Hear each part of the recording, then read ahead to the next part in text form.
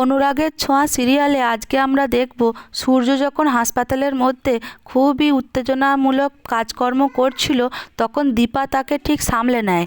আর ওইদিকে সেটা লক্ষ্য করেন ডাক্তারবাবু।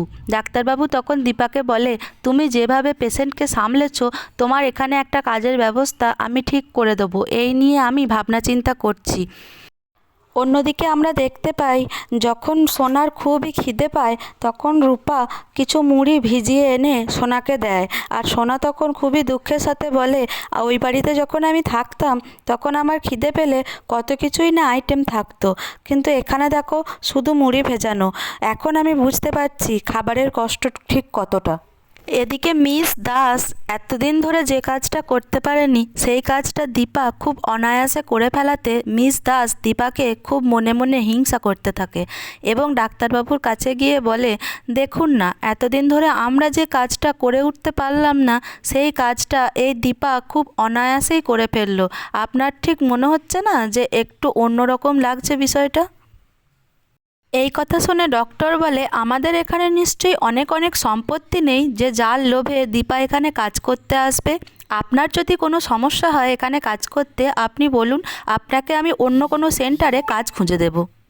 তারপর ডক্টর দীপার কাছে এসে দীপাকে বলে, আজ থেকে তোমাকে আমি কাজে নিযুক্ত করলাম, তুমি কাল সকাল 7:15-র মধ্যে কাজে এসে জয়েন করবে।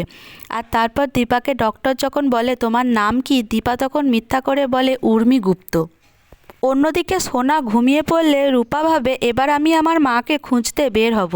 তারপর যখন দেখে সত্যিই সোনা ঘুমিয়ে গেছে তখন রূপা আস্তে আস্তে বের হয় তার মাকে খোঁজার জন্য। আর অন্যদিকে দেখা যায় অন্ধকারে ভয় পেয়ে সোনা খুব চিৎকার করে ওঠে, আর এই চিৎকার চেঁচামেচিতে বাড়ির সকলেই জেগে যায়। তারপর সোনা বেরিয়ে এসে রূপাকে বলে, তুমি কি মাকে খুঁজতে যাচ্ছ?